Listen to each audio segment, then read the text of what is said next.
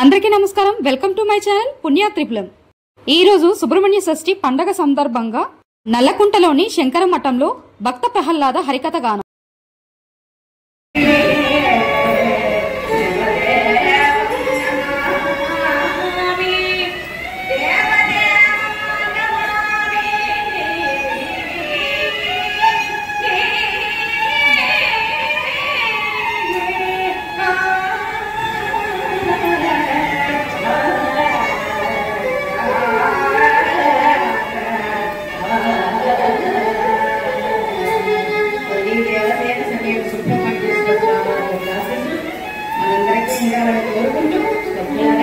ఈ రోజు విశేషం కూడా మార్గశిర మాసంలో ఒక విశేషమైతే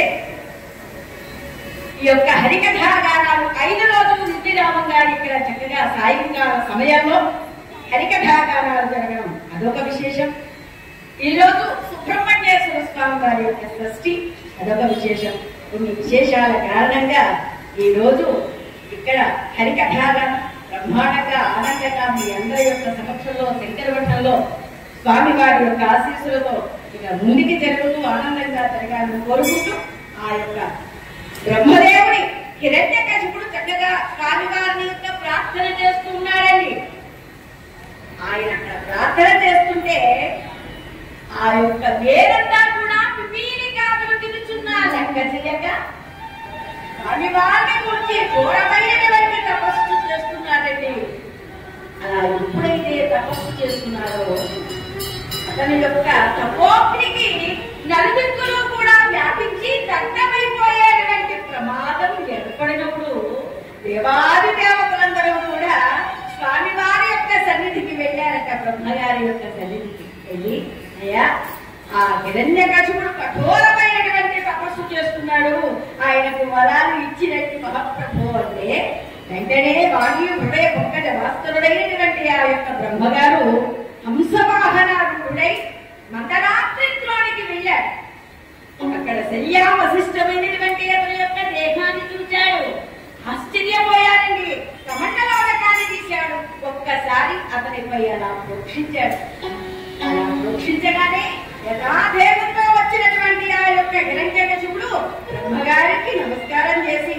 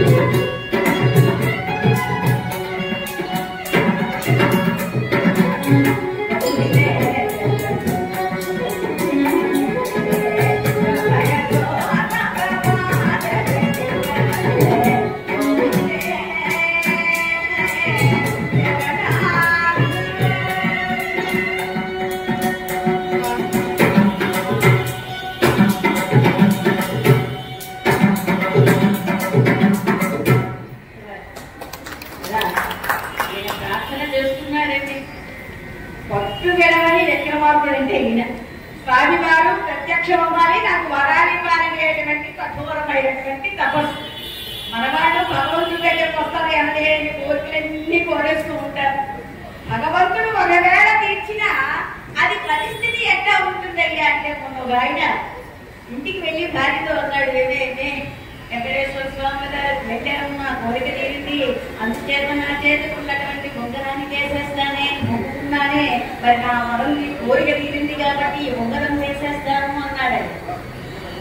ఏ ఉంగరం వేసేస్తారు అని అదేనే మీ అమ్మ వాళ్ళు పెట్టారు కదా, ఏ ఉంగరం వేసేస్తారు, నా దగ్గర ఇంకేముంది సాంప్రాయి పెట్టడానికి అంటే, అది ఎలా ఇస్తారు, అది నా పండవాడు పెట్టింది, అది వెయ్యడానికి వీలు లేదు, మీకు వెయ్యాలని ఏమన్నా ఒక కోరిక ఉంటే దానికి ఇలా ఉన్నటువంటి మరో ఉంగరాన్ని చూపించుకోండి, అది వెయ్యండి తప్ప ఇది మాత్రం వెయ్యడానికి వీలు లేదు అని కండిషన్ పెట్టింది.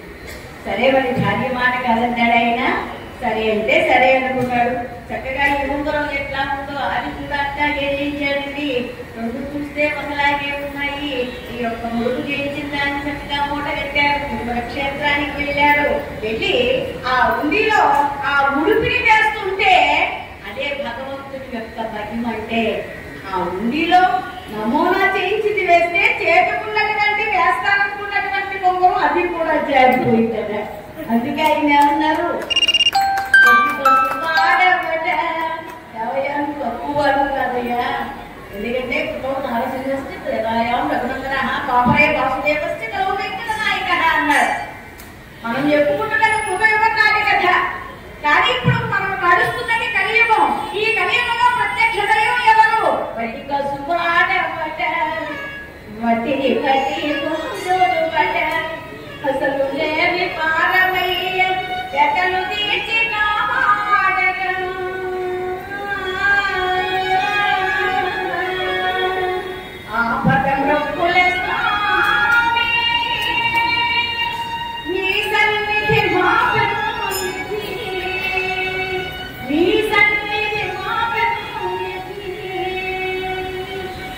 చేత మనం భగవంతుడి దగ్గర ఏ యోగమైన వేషాలు వేస్తే ఎవరికి ఎలా తాకతీయాలో తెలిసిన వాడు ఆయన పరమాత్మ.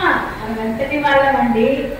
ఇక్కడ వీరి యొక్క తపస్సు చక్కగా ఆనందంగా సాగుతుంటే బ్రహ్మదేవుడు ప్రత్యక్షమైతే ఇక్కడ పరిస్థితి ఇట్లా ఉంటే అక్కడ అసురరాజ్యంలో ఏం జరిగిందయ్యా అంటే, ఆ లీలావతి చక్కగా పట్టు పాన్పుపై ఎదురిస్తూ ఉన్నదండి.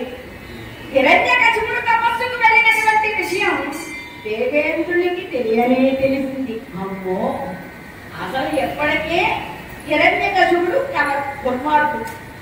ఆయన భార్య లీలావతికు మరి నిండు చూడాలై ఉన్నది. ఆమెకు పుట్టబోయేటువంటి కుమారుడు వీళ్ళ దుర్మార్గుడై ఉండవచ్చు కదా. శత్రుశేషాన్ని ఎక్కడికెక్కడ నివారించుకుంటే మంచిది అని ఒక ఆలోచన పుట్టిందండి దేవేంద్రునికి. ఆలోచన పుట్టి తిన్నగా ఆ అసుర లోకానికి వచ్చాడు. వచ్చేసరికి అక్కడ మహాపతివ్రత శిఖామణి అయినటువంటి ఆ లీలావతి ఆ పట్టు పాన్పు పైన పరుండి ఉన్నదండి మహాతల్లి. చూచాడు దేవేంద్రుడు. ఒక్కసారి ఆమెపై ఆ మత్తు చెల్లాడండి. మత్తు చల్లి ఆమెను తీసుకుని వెళ్ళి రథంపై కూర్చుండబెట్టాడు. కూర్చుండబెట్టేసరికి రథం పైన అసుర లోకానికి దేవేంద్ర లోకానికి తీసుకువెళ్ళిపోతాడు. దేవలోకానికి తీసుకువెళ్తుంటే ఈవిడ భక్తు నుండి ఒక్కసారి వేర్కాంచినటువంటి ఆ లీలావతి దేవుడికి వాతావరణం ఏమో తేడాగా ఉంది, ఎక్కడ ఉండవలసిన దాన్ని ఎక్కడ ఉన్నాను, ఇది ఏమిటి అసలు, ఇది నా అంతఃపురంలో ఉన్నటువంటి మార్పులా లేదే, ఎవరు తీసుకెడుతున్నారు ఏమిటి నాకు అర్థం కావడం లేదు అని చెప్పి ఆ యొక్క లీలావతి ఆ తీసుకుని వెళ్తున్న వారు ఎవరో తెలియక, ఓ దుర్మార్గుడా ఎవరు వెయ్యాలివో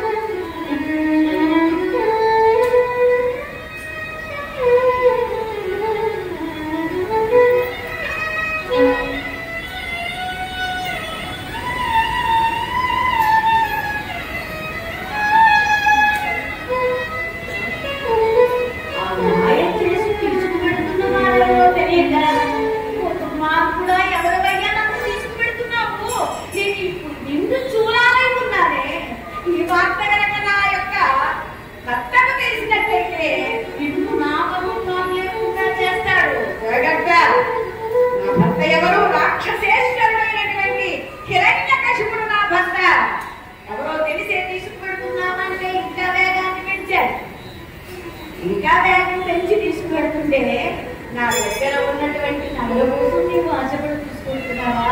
రథాన్ని నిలుపు, ఈ నగలన్నీ తీసిపిస్తాను అంటే నా రథాన్ని ఆపడం లేదు, ముందుకు సహకరిస్తున్నాడే.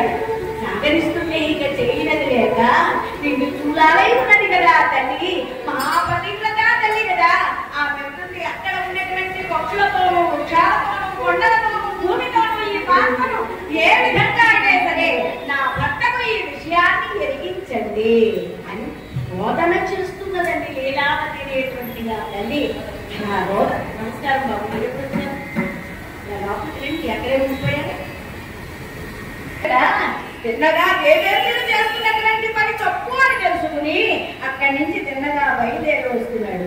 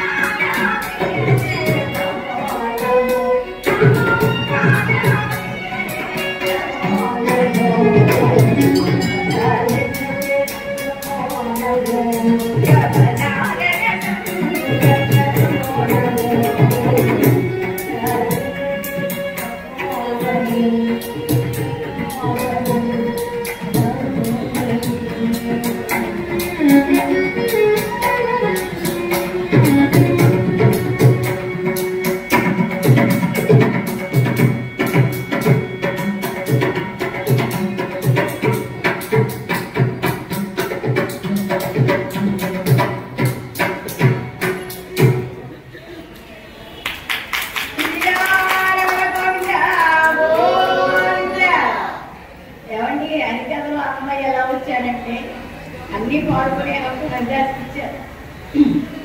అందులో ఇక్కడ అన్నమయ్య పరివారం కూడా చేస్తున్నారు. అన్ని అంటే సినిమా పాటలు మాత్రం ఇవ్వలేదండి, అది మన వాళ్ళు పెట్టుకుంటే పెట్టుకోవాలి కానీ కేవలం హరి గురించి చెప్పుకునేది హరి కథ. ఇది సంప్రదాయ ప్రకారంగా కపిలేశ్వరపురం అక్కడ సర్వారాయ హరికథ పాఠశాల ఉన్నది.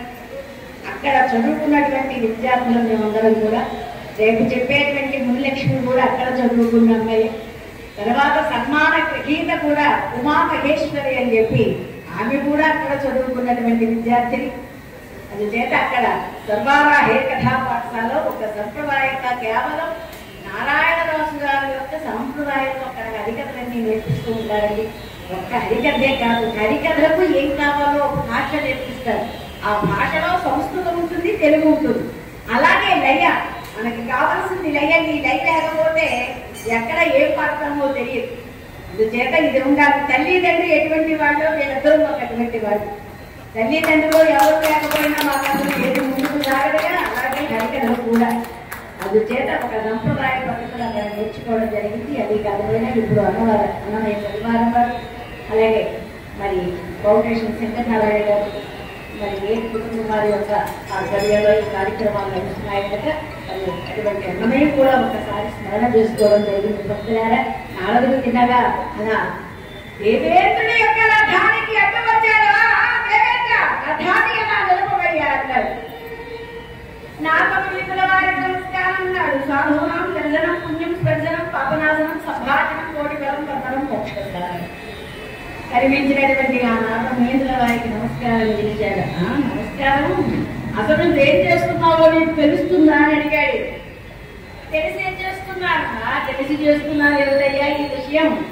అసలైన వాడికి తెలిస్తే మొత్తం నిన్నెవరిని కూడా నామరూపాలు లేకుండా పుట్టులో దించేస్తాడైనా. ఎప్పటికైనా మించిపోయింది లేదు. లీలావతికి పుట్టబోయేటువంటి కుమారుడు హిరణ్యకశిపుని వలె రాక్షసుడు కాదయ్యా. ఆమె గర్భాన ఒక మహాభక్తుడు జన్మించబోతున్నాడు. అందుచేత మరి ఆమెను నీ ఆశ్రమానికి తీసుకువెళ్ళి, ఒక అసురలోకానికి తీసుకువెళ్ళడం కంటే నా ఆశ్రమానికి తీసుకువెళ్తాను. నిత్యము అక్కడ హరినామస్మరణ వినిపిస్తాను. వారి యొక్క జన్మ సార్థకత అవుతుంది అంటే సంతోషించినటువంటి ఆ దేవేంద్రుడు ఆ యొక్క లీలావతి నాగమేంద్రుల వారికి అప్పగించి దేవలోకానికి వెళ్ళాడు. అటువంటి పతివ్రతైన నిండు చూలాలై ఉన్నటువంటి లీలావతిని చిన్నగా తీసుకువచ్చాడు. తన ఆశ్రమంలో ఆమెకు నివాసం ఏర్పరిచి ఆమెకు తగినటువంటి మర్యాదల్ని కూడా చేసి, ఇక అనునిత్యము కూడా హరి కథలు చెబుతూ హరి నామస్మరణ చేస్తూ ఆ యొక్క జన్మకు ఒక సార్థకతను ఏర్పరుస్తున్నారని నాగమేంద్రుల వారు. అంటే లోపల ఉన్నటువంటి ఈ శిశువన్నీ కూడా నారదుడు చెప్పేటువంటి ఆ యొక్క హరి కథలకంతా కూడా అవగాహన చేసుకుంటూ ఉన్నారు, వింటున్నారు, ఆనందపడుతూ ఉన్నారు. మనకి సినిమాలో అని చెప్పారు, అన్నట్టు మనకి కావ్యాల్లో పెద్దలు ఎక్కడ మనకి చెప్పలే. కానీ ఇక్కడ లోపల ఉన్నటువంటి శిశువు వీటినన్నిటినీ కూడా వింటూ పవిత్రుడవుతున్నాడు. అందుకే గర్భంలో ఉన్నవాడు చక్కగా ఇటువంటి హరినామస్మరణ చేసే చోటకైనా వెళ్ళాలి. చదువు వచ్చుకుంటే కనీసం చదువుకోవాలి.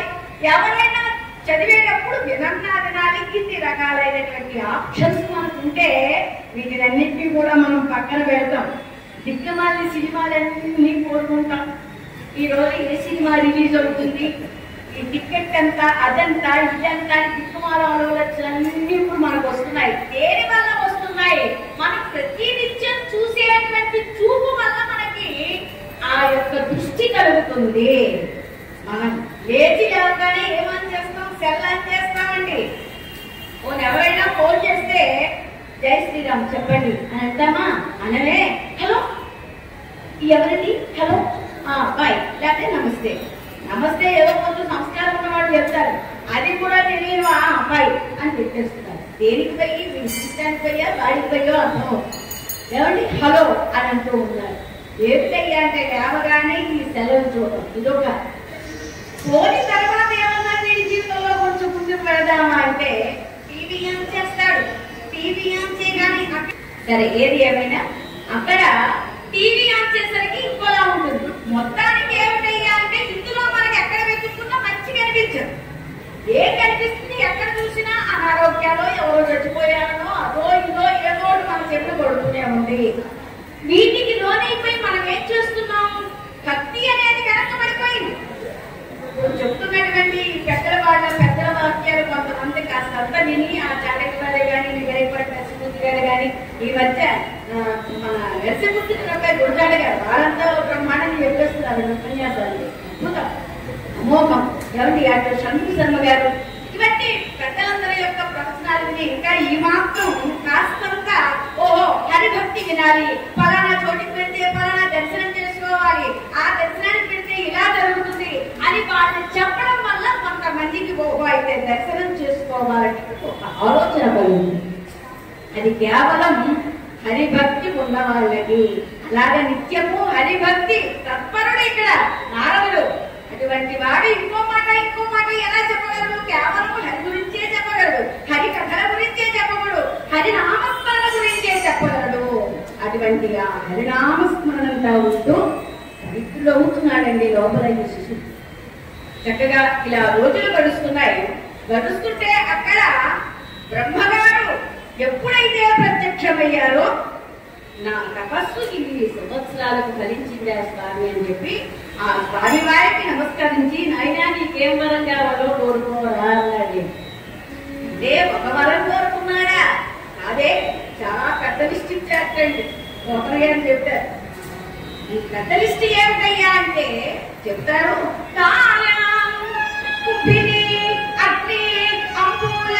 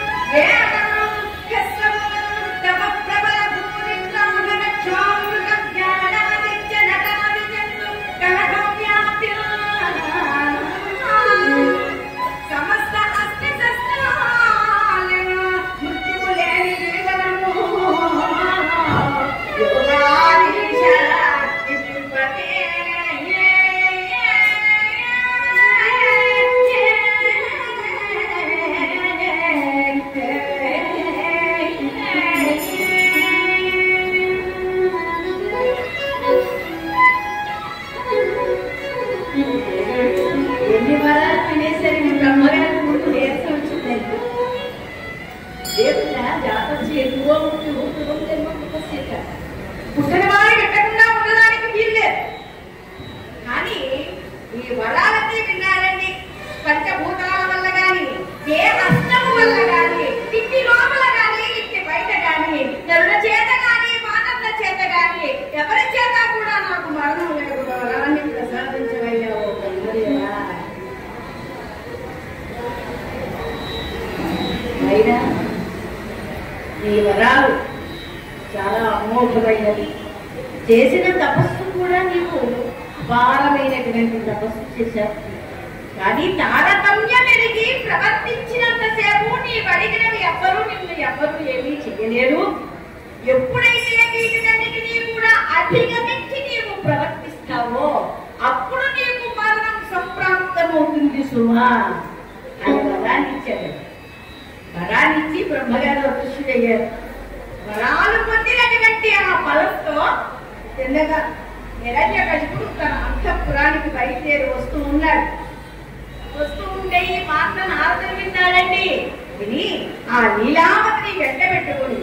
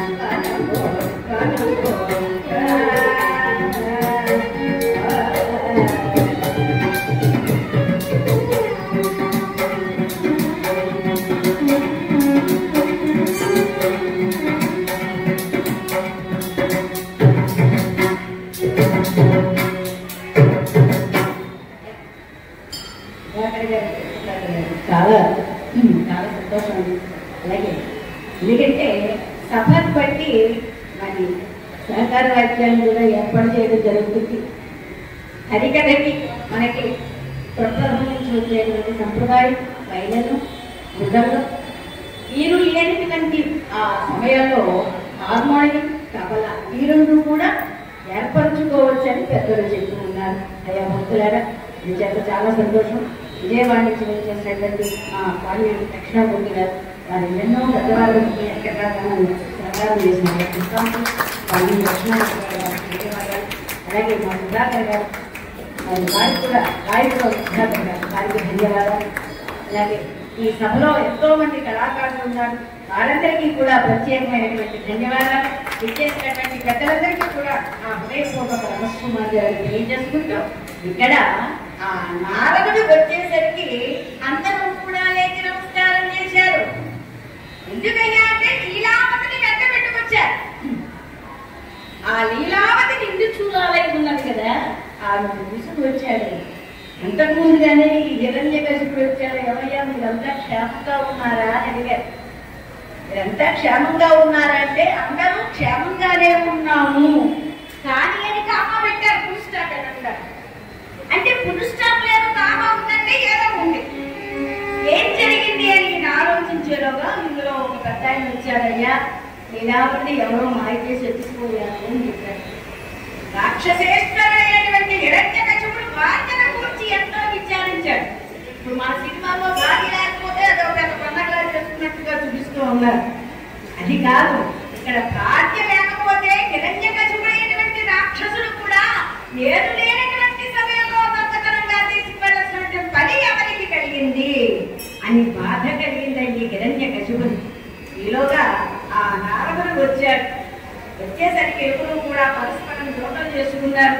ఇదిగోనయ్యా నీ భార్య అని చెప్పి లీలావతిని హిరణ్యకశిపుడికి అప్పగించి ఆయన మాట వేశాడు. అక్కడ చిన్న కుప్పలు వేశాడండి.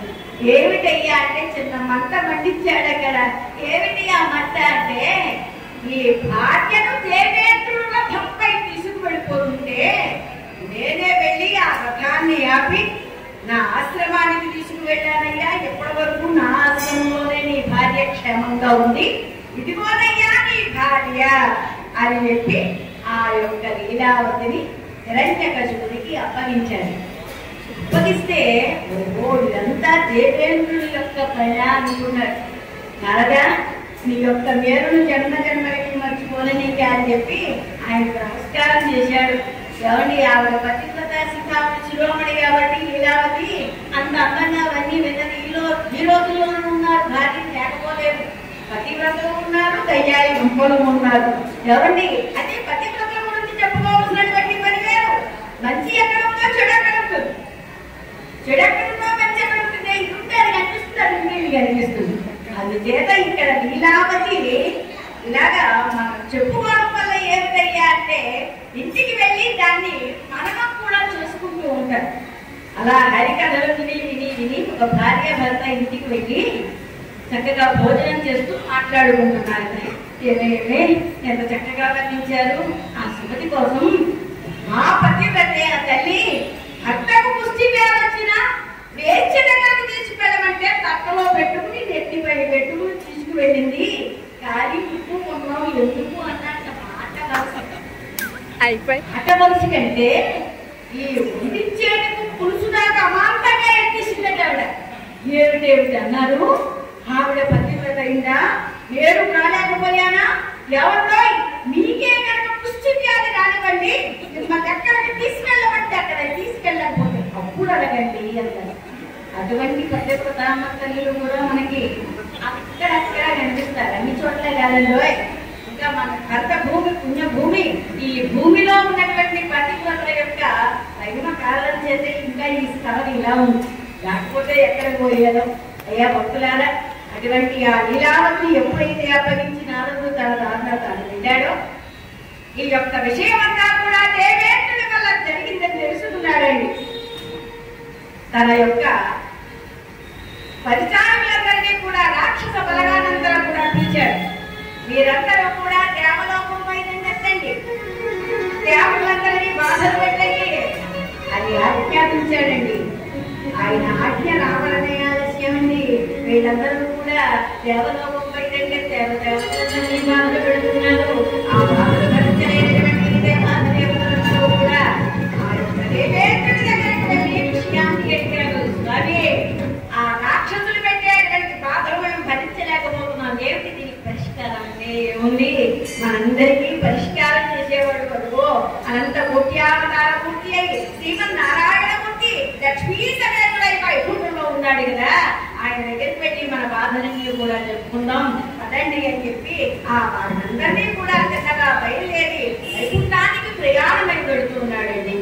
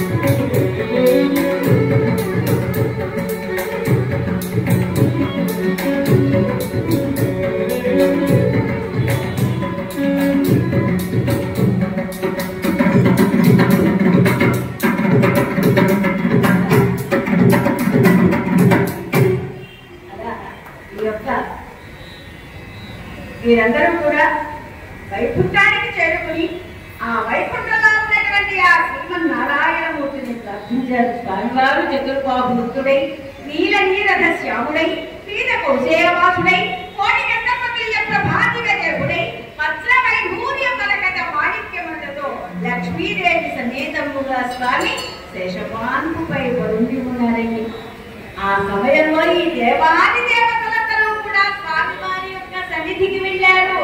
స్వామి ఎన్నడు మాకు దిక్కు తెల్లదు, ఎన్నడు దైత్యుని పగవాను, ఎన్నడు మాకు దిక్కు తెల్లదు, ఎన్నడు దైత్యుని పగవాను, మేమెన్నడు వృద్ధి పొందగలము, యమో వరదక్షిణాసు దేవత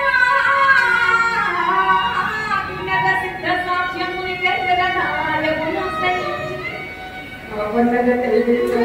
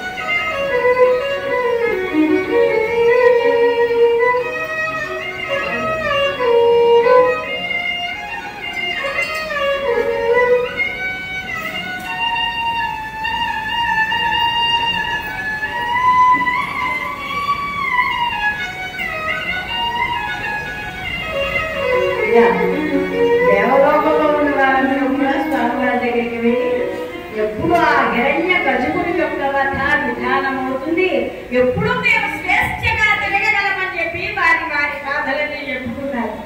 చెప్పుకుంటే స్వామి చిరునవ్వులు చింతిస్తూ లేచి కొద్ది దినములలో లీలావతికి పరమ భాగవతోత్తముడైనటువంటి కుమారుడు జన్మించబోతున్నాడు.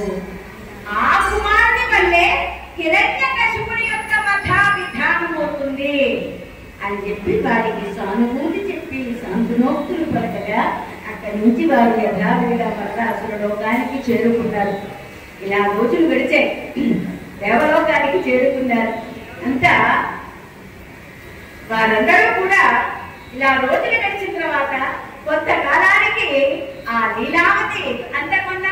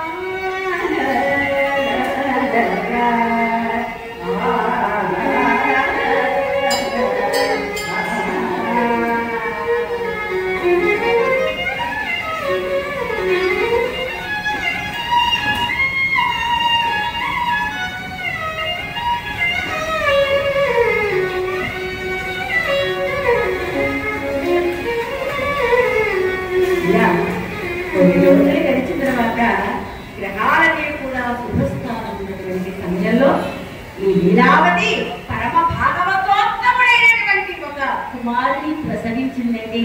ఇందిరారమణ గోవింద గోవింద, ప్రహ్లాద వరద గోవింద గోవింద, పార్వతీ పదే హర హర మహాదేవ శంభో శంకర.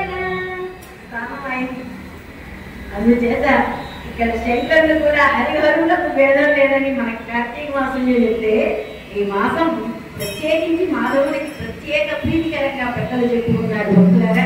అటువంటి ఆ శుభ సమయాల్లో ఇక్కడ జరిగేటువంటి హరికథా కార్యక్రమంలో మరి అవకాశాలు చాలా అదృష్టం కావచ్చు. పెద్దలకు మరొకసారి ధన్యవాదాలు తెలియజేస్తూ, ఈ పిల్లవాడు జన్మించారు. పుట్టడంతోనే ఎలా పుట్టాడండి?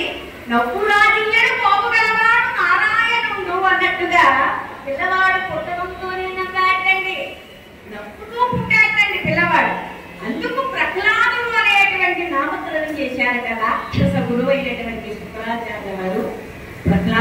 అని ఇది పెట్టి నామకరణం చేశారు. అయితే ఇప్పుడు మన పిల్లలందరూ కూడా ఎవరైనా నవ్వుతూ పుడుతున్నారంటే ఆ యోగం మనకి ఇవ్వలే. ఇప్పుడు పుట్టే వాళ్ళందరూ కూడా ఏడుస్తూనే ఉంటారు. ఒకవేళ వీడు జాగ్రత్తపోతే వీడి చుట్టూ 10 మంది కూర్చుని ఏడుస్తారు. ఎందుకు వీడి బతికేలో లేదు అనేటువంటి సందేహం. ఇందుచేత ఇందుకే జన్మ దుఃఖం, జరా దుఃఖం, జాయా దుఃఖం, పునః సంసార సాగరం దుఃఖం, తస్మాత్ జాగ్రత్త జాగ్రత్త అంటారు. జన్మ దుఃఖం పుట్టేటప్పుడు ఏడుస్తున్నాం, జరా దుఃఖం కాస్తంత నీ జన్మ కాస్త ముందుకు పెడితే అది పాడు చేసావు, ఇది పాడు చేసావు, తల్లిదండ్రులు దెబ్బలాడతారు, గురువులు దెబ్బలాడతారు, ఇది అలా జరుగుతుంది. తర్వాత జన్మ దుఃఖం, జరా దుఃఖం, జాయా దుఃఖం, పునః అంటాడు. సంసార ఆగర్యంగా సంసార సాగరం దుఃఖం అంటాడు.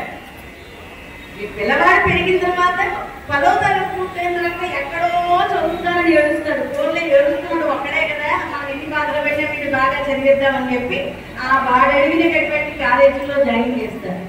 అక్కడే జరుగుతుంది, ఒక అమ్మాయి ఇంటికి ఏర్పడుతుంది, ఎవరినో ప్రేమిస్తాడు.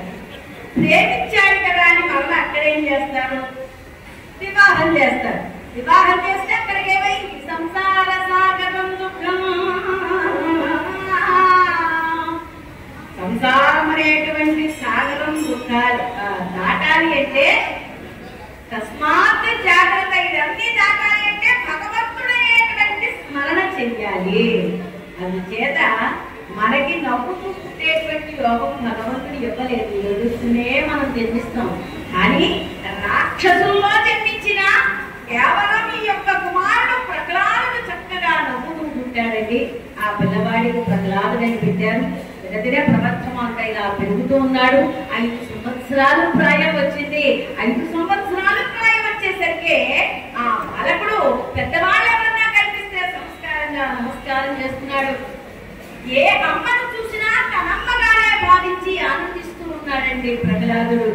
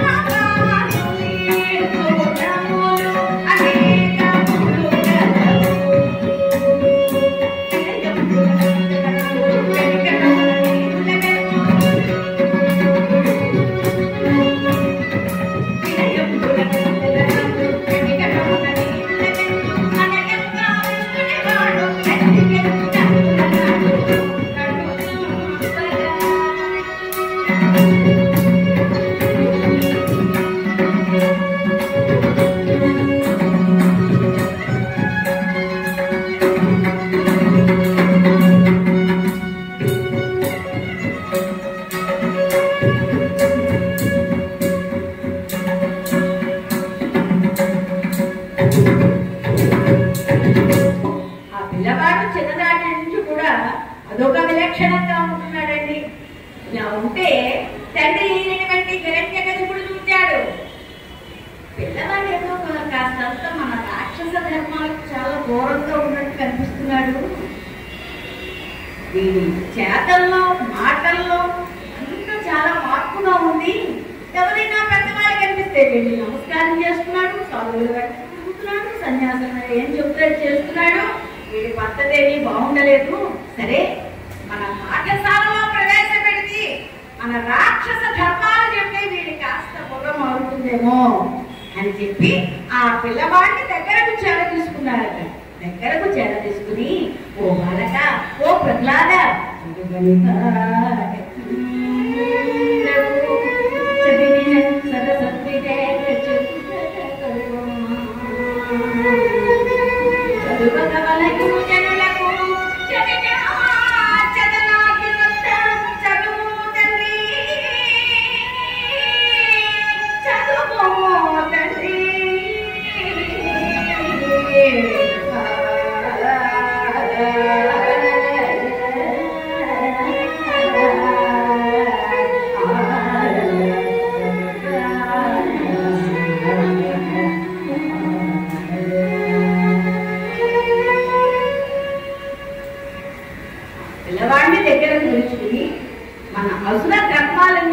ఆత్మమాత్రంగా నేర్చుకున్నాయన అని చెప్పి శుక్రాచార్యుల యొక్క కుమారులైనటువంటి చండామార్కుల వారిని పిలిపించారండి.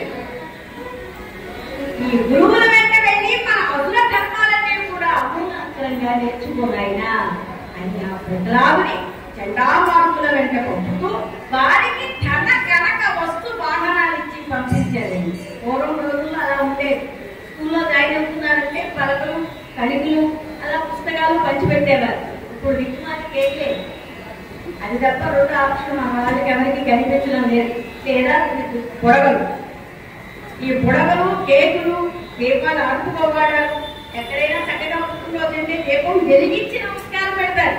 మనకి ఎక్కడో సంస్కారం తీసుకొచ్చి ఒకడు చేసి 10 మంది ఆచరించి 1000 మందికి ఆఖరికి ఎవరు పెడితే వాడు ఏదో ప్రతి సమయం అంటూ లేదు, దీపాలు ఆపుకుంటూ వెళ్ళిపోవడమే.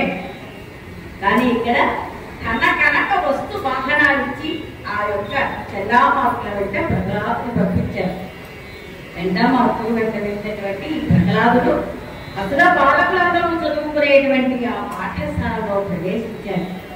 ప్రవేశించేసరికి అక్కడ అందరూ కూడా రాక్షసులు కదండి, రకరకాలుగా ఉన్నారు. ఎవరిని చూసి కూడా భయపడలేదు.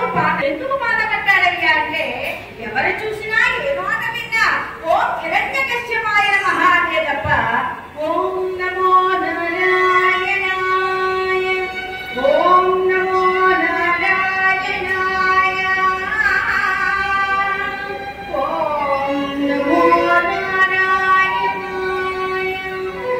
అనేవాడు ఒక్కడు కనిపించలేదని బాధపడ్డాడు. బాధపడి పాఠం చెప్పేవారిని ధిక్కరించలేదు, తన తోటి స్నేహితుల్ని కూడా బాధపడలేదు, గురువులను లఘువుగా భావింపలేదు. తాను చెప్పినటువంటి పాఠాలు అప్పటికప్పుడే వారికి అప్పగించడం, ఇలా ప్రహ్లాదుడు నిత్య జీవితం నడుస్తూ ఉన్నదండి. ఇలా నడుస్తూ ఉంటే నా పిల్లవాడు ఈ అసుర ధర్మాలు ఎంతవరకు నేర్చుకున్నాడో, వీడి పద్ధతి ఏమైనా మారిందా, స్కూల్కి వెళ్తున్నాడు కదా, మన గురువులు చెప్పినటువంటి పాఠాలు నేర్చుకుంటున్నాడా లేదా అని పరీక్ష చేద్దామని చెప్పి గురువులకు ఆహ్వానం పంపించాడండి. సభాభవనానికి పిల్లవాడిని తీసుకురన్నారు. ఆహ్వానం చూసుకున్నారు. చూసుకుని ప్రహ్లాద, ఇప్పుడు మీ తండ్రి గారి యొక్క సమక్షానికి మనం వెళుతున్నాం. ఇక్కడ చెప్పినటువంటి అసుర ధర్మాలన్నీ కూడా మీ నాన్నగారు అడిగితే చెప్పి నా మర్యాద కాపాడుతున్నాయినా అంటే అలాగే గురువు గారు అని వారిని ధిక్కరించకుండా సరేనని చెప్పి బుర్ర ఊపి గురువుల వెంట తిన్నగా ఆ హిరణ్యకశిపుని యొక్క అంతఃపురానికి వచ్చాడండి. అంటే అంతఃస్మితం చేస్తున్నటువంటి ఆ ప్రహ్లాదుని హిరణ్యకశిపుడు అలా దగ్గరకు తీసుకున్నాడు. ఆ చెక్కిని ముద్దు పెట్టుకున్నాడండి. తొడపైన కూర్చోబెట్టుకున్నాడు. తండ్రి యొక్క ప్రేమ పైకి కనిపించేది కాదు, తల్లి ప్రేమ కనిపిస్తుంది. మన తల్లిని ఎందుకంటే అందుకే గుర్తుగా అన్నారు, తల్లి తల్లి గురువు దైవం ఉన్నారుగా. తల్లి ఎప్పుడు కూడా ఆ యొక్క ప్రేమ కానీ కోపం కానీ వెంటనే పిల్లవాడికి పిల్లవాడికి కానీ పనిచేస్తుంది. ఇలా చేస్తున్నావు చేయకూడదురా, ఇలా చేస్తున్నావు ఇది మంచిది అని వెంటనే చెప్తుంది. కానీ తండ్రి కాస్త ఆలోచన చేస్తాడు. ఆయనకే ఉంటుంది యావత్, మనకంటే మీకు రెట్లెక్కువ ఉంటుంది మగవాడి. కానీ మనం తొందరగా బయటపడతాము, వాళ్ళు తొందరగా బయటపడదు, అంతే తేడా ఇది. అలా దగ్గరకు తీసుకున్నటువంటి ప్రహ్లాదునటండి అలా చెక్కిని ముందు పెట్టుకున్నాట. చెక్కిని ముందు పెట్టుకుని, ఏది కుమారా నీవు మన అసుర ధర్మాన్ని మాత్రం నేర్చుకున్నావో ఒక్కసారి నాకు వినిపించిన ఆయన ఆనందిస్తాను కుమారా అని ఎప్పుడైతే ఆ యొక్క ప్రహ్లాదుని అన్నాడో వెంటనే 2 చేతులు కూడా అలా జోడించాటండి. నాన్న ఓ వరసంపన్న, ఈ మానవులందరూ కూడా అస్థిరమైనటువంటి పదార్థాలను ఆశ్రయించి ఈ పుట్టడం చావడం అనేటువంటి భౌతిక ధర్మాలకు లోనై అసలు ధర్మాలు ఏమిటో అర్థం కాక మరి బాధపడుతున్నారు. అసలు యొక్క ఈ యొక్క సంసారం యొక్క విశేషం ఏమిటయ్యా అంటే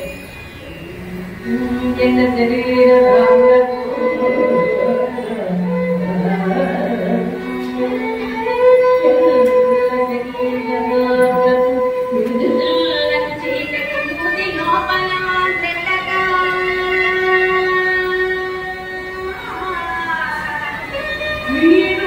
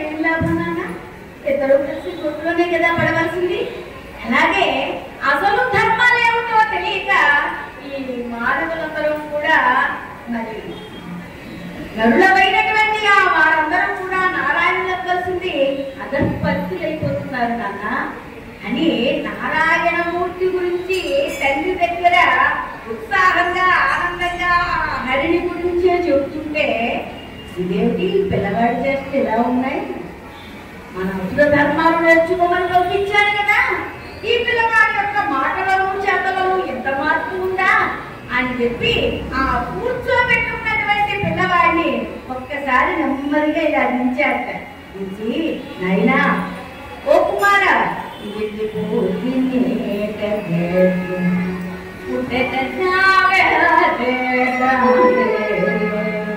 చక్కగా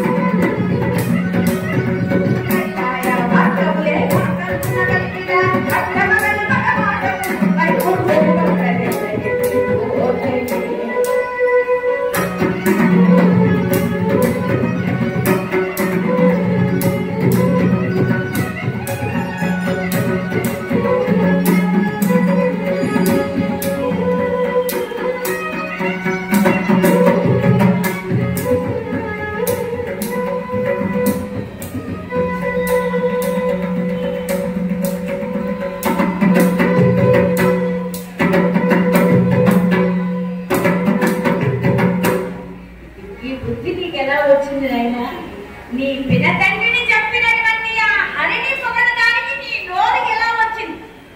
ఇప్పటికైనా నీ యొక్క పద్ధతిని మార్చుకో. మొట్టమొదటిసారిగా నిన్ను క్షమిస్తున్నాను. వెళ్ళు, మన అవసర ధర్మాలు నేర్చుకో. గురువుల వెంట వెళ్ళి బుద్ధిగా అని చెప్పి మరలా పంపించారు. పంపిస్తే బయట మాత్రం ఏం చేస్తారు? మరలా పాఠశాలలో ప్రవేశమంటే ఈ బాలకుడు మొట్టమొదటిగా ఈ బాలకులందరి యొక్క నాడి ఎలా ఉంది అని చూశాడు. ఎవరిని కూడా కించపరచలేదుగా. రెండవసారి ఈ పాఠశాలలో ప్రవేశం చేసరికి వీళ్ళకి హరి గురించి ఏ విధంగా అయినా తెలియచేయాలి అనుకున్నాడు. అందుకని ఓ అసుర బాలకులారా రండి మీరందరూ అని చెప్పి తన దగ్గర కంటా చేర్చుకున్నాడండి. ఆ బాలకులందరినీ కూడా చేర్చుకుని ఆ హరినామస్మరణ ఎంత విశేషమైందయ్యా అంటే, నారాయణ అనేటువంటి స్మరణ గురించి మీకు చెప్తున్నాను. ఓ బాలకులారా జాగ్రత్తగా ఈ కథను వినండి అని చెప్పి ఆ బాలకులకి నారాయణ స్మరణ గురించి చెబుతున్నాడు. నిరంతరం ఘటనాస్మరణ చేసేటువంటి ఆ నారదుడు నారాయణ నారాయణ నారాయణ ఉంటారు కదా. ఓ తాతయ్య, దీని వల్ల వచ్చేటువంటి మోక్షం ఏమిటి అని అడిగాడు. అడిగితే అప్పుడు నారాయణుడు చెప్పాడు, నాయన ఇది నా దగ్గర నుంచి వచ్చేటువంటి సమాధానం కాదు. లోపల ఒక చిన్న గ్రామం ఉంటుంది. ఆ గ్రామంలో నది ప్రవహిస్తూ ఉంటుంది. ఆ నది ప్రక్కన ఒక పెద్ద రావి చెట్టు ఉంటుంది. ఆ రావి చెట్టు కింద ఒక పెంట కుప్ప ఉంటుంది. ఆ పెంట కుప్పలో ఉన్నటువంటి కీటకాన్ని అడిగి తెలుసుకో అని చెప్పాడు. చెబితే తాతయ్య సమాధానం మీ దగ్గర అక్కడికి వెళ్ళాలా తప్పదా అన్నాడు. వెళ్ళవయ్యా, వెళ్తే కదా తెలుస్తుంది అన్నారు. అక్కడి నుంచి తిన్నగా భూలోకానికి వచ్చారండి. ఆ యొక్క రావి చెట్టు నది ఇదంతా చూసుకున్నారు. ఆ పెద్ద కుప్ప చూశారు. ఎంత చూసినా కీటకం బయటికి రావడం లేదు. ఆ దగ్గరలో ఉన్నటువంటి ఒక పుల్ల తీసి ఆ పెంటను ఇలా పక్కకు తీసేసరికి దానిలో నుంచి ఒక కీటకం పైకి వచ్చింది. ఆ కీటకానికి నమస్కారం చేశాడు ఈ నారదుడు. ఓ కీటకమా కీటకమా, నారాయణ నారాయణ నారాయణ అంటే ఏం, దాని వల్ల వచ్చేటువంటి మోక్షం ఏమిటో అది సమాధానం చెప్పకుండా ప్రాణాలు విడిచిపెట్టాడు. ప్రాణాలు విడిచిపెడితే ఏమిటి నారాయణమూర్తి దీన్నే కదా అనుకున్నారు. ప్రాణాలు విడిచిపెట్టింది, మళ్ళా తాతగారి దగ్గరికి వెళదాం, ఆయన ఏదన్నా మనకి సమాధానం చెప్తారని చెప్పి అక్కడి నుంచి తిన్నగా మళ్ళా వైకుంఠానికి వెళ్ళారండి. తాతయ్య వెళ్ళారు, కానీ భూలోకానికి నాకు సమాధానం దొరకలేదు. అదే కానీ ప్రాణాలు విడిచిపెట్టింది అన్నారు. అయ్యో అన్నాక మనవడా, ఇలా జరిగిందా? సరే, మరి అక్కడ ఒక పెద్ద రావి చెట్టు ఉందని చెప్పానుగా, ఆ రావి చెట్టు మీద చిలుక ఉంటుంది, ఆ చిలుకని అడిగి తెలుసుకోబెట్టు అని. ఇదైనా నిజమేనా అని అడిగారు. వెళ్తే కదా నీకు తెలుస్తుంది అన్నాను. మళ్ళా భూలోకానికి వచ్చారు. వచ్చి ఆ రావి చెట్టు పైకి చూశారు. ఎక్కడ చూసినా ఆకులు కనిపిస్తున్నాయి కానీ అని చెప్పినటువంటి చిలుక కనిపించడం లేదు. చూశానండి, చూశాడు. చిటాను కొమ్మన ఆ చిలుక కనిపించిందండి. ఆ చిలుక కనిపించగానే చిలుకకు నమస్కారం చేశాడు. ఓ చిలుకరాజమా, చిలుకరాజమా, నారాయణ నారాయణ నారాయణ అంటే దానివల్ల వచ్చేటువంటి మోక్షం ఏమిటో చెప్పు అనగానే చిటాను కొమ్మన ఉన్నటువంటి ఆ చిలుక అది కూడా రెక్కలు టపటపా కొట్టుకుని నేలకు పడి అది కూడా ప్రాణాలు విడిచిపెట్టింది. ఇలా జరిగితే సమాధానం ఎలా జరుగుతుంది అని చెప్పి మళ్ళా అక్కడి నుంచి చిన్నగా వైకుంఠానికి వెళ్ళారండి. కట్టెకుండా వైకుంఠంగా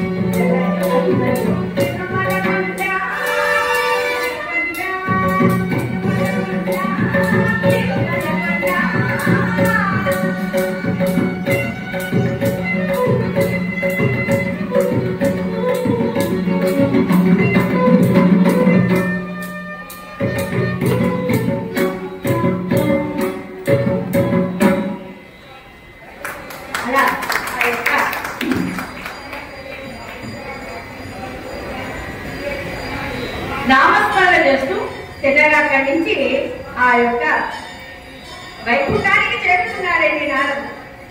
చేరుకుని ఏమనవడా, ఇంకా నీకు సమాధానం పలకలేదా అన్నాడు. అవును తాతయ్య అన్నాడు. అక్కడ రావి చెట్టు ప్రక్కన ఒక తాటి ఆకుల పాక ఉంటుందయ్యా. అక్కడ పాకలో గోవు ఉంటుంది, ఆ గోవుని అడిగి తెలుసుకోబెళ్ళు అన్నాడు. మళ్ళా భూలోకానికి వచ్చాడు.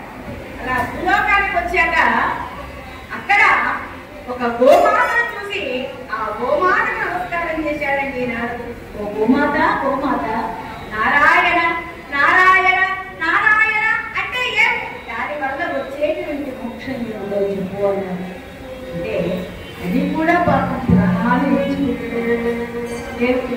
ఎంతమంది చావులు అలా అవుతున్నారంటే నారాయణ వల్ల వచ్చేటువంటి మాత్రం తెలుసుకోవడానికి ఏదంత బాబాకుని అని లోపల బాధపడుతూ ఆ చెప్పేవాడు సామాన్యుడు కాదే కదా, అనంత కోట్యావతార మూర్తి అయినటువంటి శ్రీమన్నారాయణమూర్తి సామాన్యుడు కాదు. మళ్ళా వెళదాం, చెప్పేంత వరకు ఆయన్ని వదిలిపెట్టను అనుకున్నాడు. అనుకుని మళ్ళా చిన్నగా వైకుంఠానికి వెళ్ళారండి. తాతయ్య, ఎంతమంది దగ్గరకు పంపిస్తావయ్యా? ఎవరి దగ్గరికి వెళ్ళి నా సమాధానం చెప్తలేదు, ప్రాణాలు విడిచిపెట్టేస్తున్నారు తాత, ఎలాగా అన్నారు. ఆయన అదే గ్రామంలో ఒక ఇంట్లో లేక లేక ఒక మగ పిల్లవాడు పుట్టాడు. వాళ్ళకి ఎంతో కాలంగా వంశంలో అసలు అబ్బాయి లేదు. వాళ్ళకి సంతానం కలిగింది. ఆ పిల్లవాడు బంగారు తూగుతూ ఉయ్యాలా ఊగుతున్నాడు. ఊగేటువంటి పిల్లవాడిని అడగవయ్యా అన్నాడు. సరే తాతయ్య చెప్పు కదా, నేను పెడుతున్నాను భూలోకానికి అని చెప్పి చిన్నగా భూలోకానికి వచ్చారండి. వచ్చి ఆ పిల్లవాడిని చూపించారు. పిల్లవాడి దగ్గరికి వెళ్ళారు. పిల్లవాడు చూస్తే చాలా ముద్దుగా ఉన్నాడు, తెల్లగా ఉన్నాడు. ఈ పిల్లవాడు గోవిందకి నారాయణ నారాయణ అంటే చస్తాడేమో అని భయంగా ఉంది. ఎందుకంటే ఎక్కడా మరి నారాయణ స్నానం చేసినప్పుడు వెళ్ళిపోయారుగా, అందుచేత భయం పుట్టింది. సరే తాతగారు ఉన్నారు కదా అని చెప్పి పిల్లవాడు వచ్చి పిల్లవాడు చక్కగా నవ్వుతున్నాడు. నారదుడి వంక చూసి అడగనా వెళ్ళిపోను, అడగనా మాన అనేటువంటి సందిగ్ధావస్థలో వెళ్ళాడు. పిల్లాడు వచ్చాడు. ఓ వాడక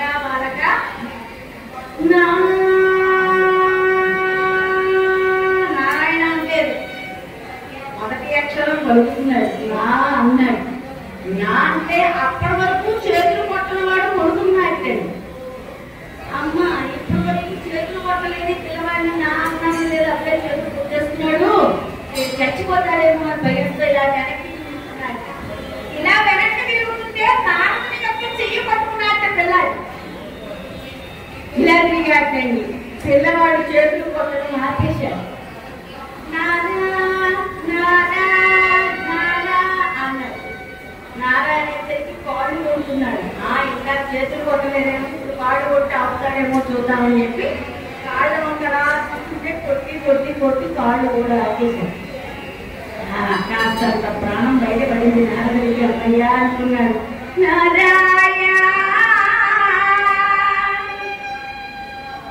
అంతవరకు నవ్వే పిల్లవాడు ఏడవడం మొదలుపెట్టాడు.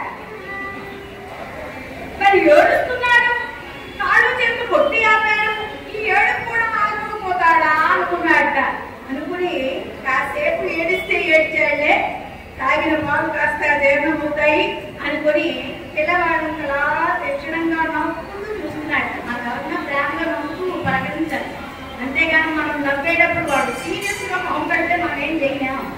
అయ్యా చేత ఈ పిల్లవాడు చక్కగా ఆ యొక్క ఏడుస్తుంటే చూచాలండి నారదుడు. ఈ పిల్లవాడు నమ్మడికి కూడా ఆపాడు. అనుకున్నాడు, గుర్తుపట్టాయి నేను ప్రాణాలు అనుకుని సంతోషపడి ఓ బాలక నారాయణ నారాయణ నారాయణ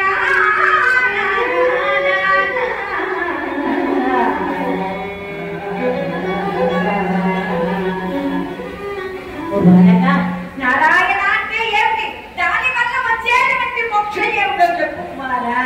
ఓ బాలక అని ఎప్పుడైతే నారదుడు అన్నాడో ఈ పిల్లవాడు చక్కగా కిలకిలా నవ్వుతూ, ఓ నారదా కీటకంగా ఉన్నప్పుడు నా దగ్గరకు వచ్చావయ్యా, అప్పుడు అక్కడ నువ్వేం చేశావు, నారాయణ నారాయణ నారాయణ అనేటువంటి స్నానం చేశావయ్యా.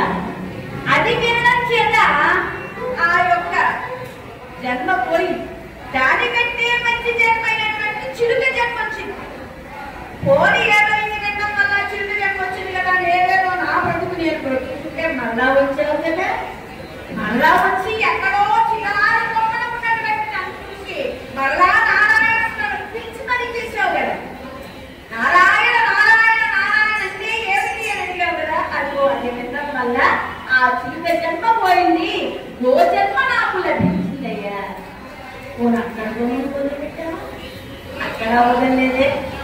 చక్కగా నేనేదో గోమాతగా అందరికీ పాలించి అందరూ నాకు గడ్డి పడేస్తున్నా, నేను వాళ్ళకి తెల్లని పాలించి అందరి యొక్క ఆటంకాలు తీర్చేటువంటి నా దగ్గరకు వచ్చి, ఎందుకంటే విప్రుల యందు గోవుల యందు ఎవరైతే అధర్మం కలిగి ఉంటారో వాటి నారాయణమూర్తి తప్పకుండా శిక్షిస్తాడు. ఇది వేదాల్లోనే ఉండదు.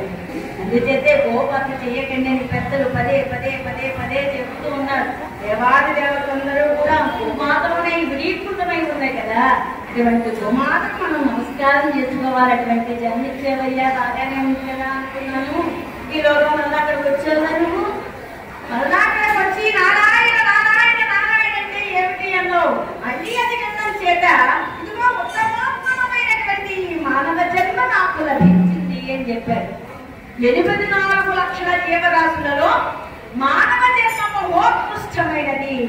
మంచి చెడ్డలు పాపపుణ్యములు ధర్మ అధర్మాలను గ్రహించేటువంటి శక్తి భగవంతుడు ఒక్క మానవునికి మాత్రమే మనకి ప్రసాదించాడు. ఇది మంచి ఇది చెడు అని మనమేం చెప్పగలం? ఏ పశువు మనకి చెప్పదండి, ఏ ఆకు చెప్పదు. ఒక గేదె వెనుక ఏమిటా పశువులు అలా మధ్యలో పశువుతో పోలుస్తారు. ఎందుకంటే దానికి జ్ఞానం లేదు, ఎక్కడి నుంచి ఎలా వెళ్ళాలో తెలియదు. కానీ అటువంటి కూడా జ్ఞానంగా పక్క నుంచి వెళ్ళిపోతున్నారే. జ్ఞానంతో ఉన్న మనం ఏం చేస్తున్నాం? ఇటువంటి కథలు చెప్పేటప్పుడు 10 మంది వచ్చి కూర్చుంటే చేసే వాళ్ళకి ఒక విధమైనటువంటి ఆనందం కలుగుతుంది. ఎవరు ఈ కుర్చీని ఖాళీగా కనిపించేయనుకోండి, చేసేవాళ్ళు అనుకుంటారు ఇంత శ్రమపడి మనం చేస్తున్నాం, కనీసం ఒక 100 మంది అలా కూర్చుని ఉంటే ఆనందంగా ఉండేదే, ఆ యోగ్యత కూడా మా హైదరాబాద్ లో ఉన్న వాళ్ళకి లేదా అని బాధపడతారు. కానీ ఇక్కడ ఎప్పుడు ఆ లోటు కలగలేదండి. ఇక్కడ శంకరమఠంలో ఎన్ని కార్యక్రమాలు చేసినా పెద్దలందరూ వస్తారు, చక్కగా ఆశాంత కథాగానాలు వింటారు, అన్ని కథలకు వస్తారు, అందరినీ ఆశీర్వదిస్తారు. ఇది ఒక అలవాటు బ్రహ్మాండంగా ఈ శంకరమఠంలో ఉంటాయి. అయ్యా ఎప్పటి నుంచో చేస్తున్నారు ఇక్కడ కార్యక్రమాలు. ఈ శంకరమఠానికి నేనే 5-6 సార్లు వచ్చాను ఈ వేదికపైకి. అందుచేత చాలా సంతోషం. మరి ఇటువంటి కార్యక్రమాలు మా నేతి లక్ష్మీనారాయణ గారి యొక్క మనవలు ఈ యొక్క కార్యక్రమాలు జరిపిస్తున్నారు వారి జయంతి సందర్భంగా. అలాగే అన్నమయ్య పరివారం,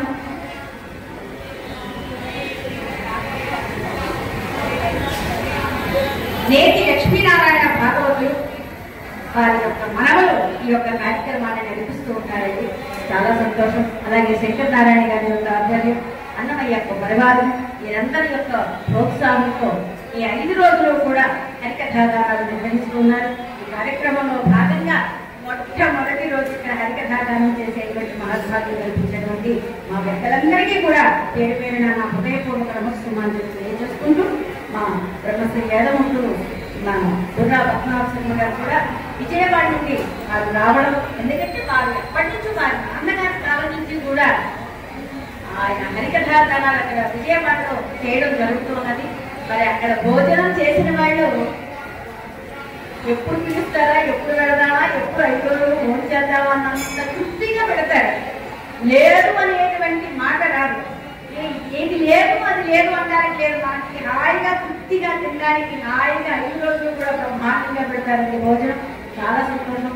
దానంపులలో విద్యాదానం, అన్నదానం విశేషంగా చెప్తూ ఉన్నారు మన పెద్దలు. అయ్యా భక్తులారా, అటువంటి కార్యక్రమాన్ని ఇంకా పద్మనాభ శర్మ గారు ఇంకా నిర్వహిస్తూ ఉన్నారు కార్యక్రమాలు అక్కడ.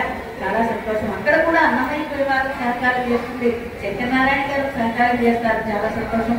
ఇటువంటి వారందరికీ కూడా మరొకసారి నా హృదయపూర్వక ధన్యవాదాలు తెలియజేసుకుంటూ, యశమంగళవాడ వెంకటరమణ గోవింద గోవింద, ఆపద మొక్కలవాడ రామరక్షణ గోవింద, కట్టినాథలవాడ వెంకటరమణ గోవింద, పద్మావతి పదే హర హర మహాదేవ శంభో శంకర. ఎక్కడ వరకు వచ్చాము మనం? ఎందుకంటే నేను ప్రశాంతంగా జరుగుతుంటే పిల్లవాడిగా నా దగ్గరకు వచ్చాము. ఇదిగో ఈ జన్మ లభించింది, ఇది నా గాథ అని చెప్పి నారాయణ స్మరణ వల్ల అంత విశేషం ఉందని చెప్పి ఆ ప్రహ్లాదుడు ఆ బాలకులందరికీ కూడా చెబుతున్నాడు. ఈ బాలకులందరికీ చెబుతుంటే నారాయణ స్మరణలో ఎంత విశేషం ఉందా అని ఆ రాక్షస బాలకులందరూ కూడా ఆశ్చర్యపోతున్నారు. ప్రహ్లాదునికి స్నేహితులుగా మారారు. కేవలం ఈ నారాయణ స్మరణ హరి యొక్క విశేషం తెలియగానే ప్రహ్లాదునికి స్నేహితులుగా మారుతున్నారు. మరలా కబురు పెట్టారు. తండ్రి అయినటువంటి హిరణ్యకశిపుడు కబురు పెట్టాడు. ఇప్పటికైనా వీడిలో ఏదైనా మార్పు వచ్చిందా లేదా అని కబురు పెడితే మరలా యథావిధిగా చండామార్పులు ప్రహ్లాదుని ఆ యొక్క హిరణ్యకశిపుడి యొక్క అంతఃపురానికి తీసుకొచ్చారు. ఆ బాలకుడి దగ్గరకు తీసుకున్నారండి. ఆ చెక్కిని ముందు పెట్టుకున్నారు. యథావిధిగా తొడపై కూర్చుండబెట్టుకున్నాడు. ప్రేమ కదండి, కన్న కొడుకు ప్రేమ. ఎంతకాలంగా ఎన్ని దుర్మార్గాలు చేసినా ప్రేమ ప్రేమే కదా. ఆ మరలా దగ్గర కూర్చోబెట్టుకున్నాడు. చెక్కిలి ముందు పెట్టుకున్నాడు. నాయన కుమారా, ఏది నాయన నీలో వచ్చినటువంటి ఆ మార్పు ఏదైనా నాకు వినిపించు అన్నారు. ఎల్ల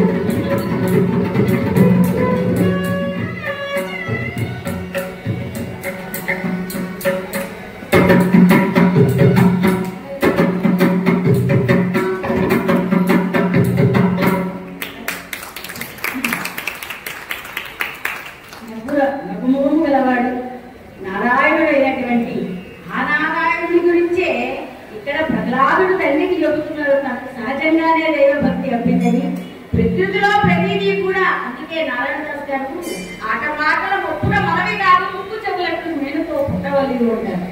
ఏదైనా ఇటువంటివి ఆధ్యాత్మిక కళలు అందరికీ రావలేదు, పూర్వజన్మ సుఖులు ఉండాలి, అంతేనే ఇటువంటి కళలు ఉంటాయంటారు. అందులో ఈ హరికథ ఉంటే పెద్దలు చెప్పారు, ఆయన నువ్వు హరికథ చెప్పేటప్పుడు కదిలిన తప్పు కదలకున్న తప్పు అంటారు.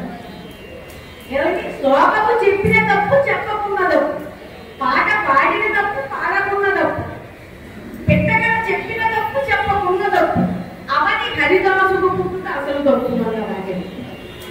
ఏమంటే ఎలాగా ఈ హరికథ అన్ని కళలతో విలీకృతమైనటువంటి కళలు. దీనిని పెద్దలందరి ముందు చెబుతున్నా ఉంటే ఏదో పూర్వజన్మ సుఖుడు పెద్దల ఆశీస్సులు అయ్యా. అటువంటిది మా హరికథాపితామైనటువంటి నారాయణదాస్ గారు ఈ రూపానికి తీసుకొచ్చినటువంటి మహాత్ముడు. వారి యొక్క శిష్యులైనటువంటి నేటి లక్ష్మీనారాయణ భాగవతుల యొక్క జయంతి ఉత్సవాలు పురస్కరించుకుని మరి కార్యక్రమాలు నిర్వహిస్తున్నారు. వారందరికీ ప్రత్యేకమైనటువంటి ధన్యవాదాలు. ఇలా ఎప్పుడైతే ప్రహ్లాదుడు హిరణ్యకశిపుని దగ్గరకు వచ్చి తనకు సహజంగానే ఈ దైవ భక్తి అప్పుడంటే చండామార్గులపై ఆగ్రహించి వీరి గురువులుగా కుదరదు, వీరి గురువైన తండ్రి అయినటువంటి శుక్రాచార్యుల చేత వీరికి పాఠాలు నేర్పించాలి అనుకున్నాను. తండ్రి అయినటువంటి శుక్రాచార్యుల వారిని పిలిపించారు. అయ్యా మా వాడిని హరిభక్తి విదూరినిగా మార్చాలి మీరు అన్నారు. హరిభక్తి విదూరినిగా మార్చాలి అనేసరికి లేదా మరి ఇక్కడ పెద్దవాడి రాజు కదండి, హిరణ్యకశిపుడు కదా, ఆయన మాట కాదనలేడు కదా, సరే అని చెప్పి మళ్ళా పిల్లవాడిని తీసుకెళ్ళి వాళ్ళు ఏం చేశారో ఈ శుక్రాచార్యుల వారు కూడా అదే పని చేశారు. పిల్లలందరూ చదువుకునేటువంటి పాఠశాలలో ఈ పిల్లవాడిని ప్రవేశపెట్టి ఇలా పాఠాలు చెబుతున్నారు. ఏ ప్రకటన అవగాహన అవుతుందంటే చక్కగా చెబుతున్నాడు, బాగానే ఉందనుకున్నాడు. ఓహో వీరి తండ్రి గారు ప్రశ్నలు అడిగితే పర్వాలేదనుకున్నాడు ఆయన. అసలు అక్కడికి వెళ్ళిన తర్వాత వస్తుందని ఈయనకి తెలియదు, వాళ్ళ పిల్లలకు తెలిసి కానీ చెడ్డామారులకి ఈయనకి తెలియదు. అప్పుడు గురువు లేనటువంటి సమయంలో ఈ ప్రకటన ఏం చేశాడు, ఆ పిల్లలందరినీ కూడా దగ్గరకు పిలుచుకుని ఆ యొక్క నారాయణ గురించి ఇంతకు ముందు చెప్పాడు, ఇప్పుడు సంకీర్తన చేసి వినిపిస్తున్నాడు. ఓ బాలకులారా, కృష్ణ రామ గోవింద కృష్ణ రామ గోవింద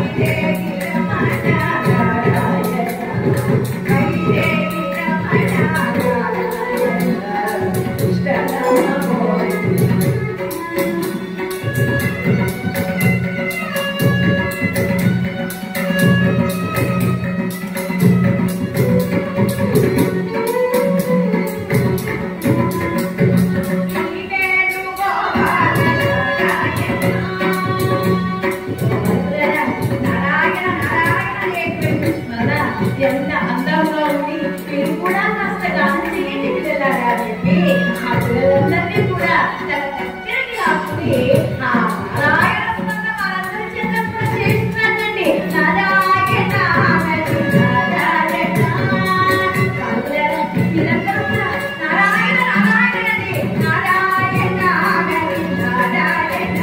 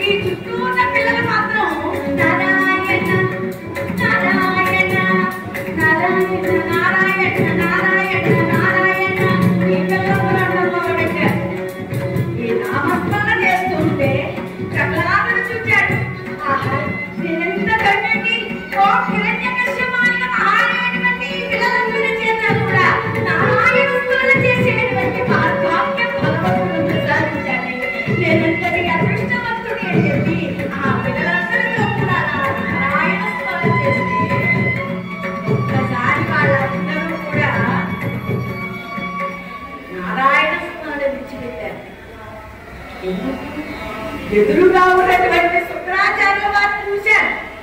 చూసి ఈ నారాయణ స్మరణ వాళ్ళు వింటే ఇది హిరణ్యకశిపుడి దాకా వెళ్ళి మన యొక్క శిరశ్చేదనే అవుతుంది. అందుచేత ఆయన వచ్చినప్పుడు మనం చేయకూడదనేటువంటి ఒక భయం కలిగింది పిల్లలకి, రాక్షసుడి కలిగేసరికి ఏమిటి వీళ్ళు ఇలా తప్పయ్యారని ఒక్కసారి చుట్టుపక్కల చూసేసరికి ఎదురుగా గురువు గారు అనేటువంటి శుక్రాచార్యుల గారు ఉన్నారు. ఇదేమిటారైనా నీకు రాక్షస ధర్మాలు బోధించమని మీ తండ్రి గారు పంపిస్తే ఈ పిల్లలందరినీ కూడా నారాయణ స్మరణలో గిరించారా అని తీసుకుని ఆ పిల్లవాడిని తీసుకుని హిరణ్యకశిపుని ఎదుట ప్రవేశపెట్టాడండి గురువు గారు. ఇవ్వనయ్యా నీ పిల్లవాడు చేస్తున్నటువంటి పని నీ కుమారుడే కాదు నామస్మరణ, అక్కడ ఉన్న బాలకులందరి చేత కూడా నారాయణ స్మరణ చేయిస్తున్నాడు అంటే రేణి ఎక్కడా ఉండకుండా నా వంశంలో మహాప్రవర్తనే నీవు చెల్లించావు కదా. నా వంశంలో నువ్వు అసలు హరి ఎక్కడ ఉన్నాడా అంటే ఈ ప్రహ్లాదుడు అంటాడు, హరికి సమస్త కర్మములను పడసేయగలుగున్నవాడు, హరికి సమస్త కర్మములను పడసేయగలుగున్నవాడు,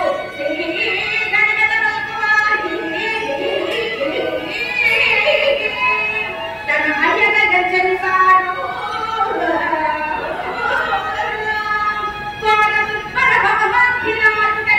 వానికి మోక్షం కలుగుటెట్లు పెట్టనీయగనే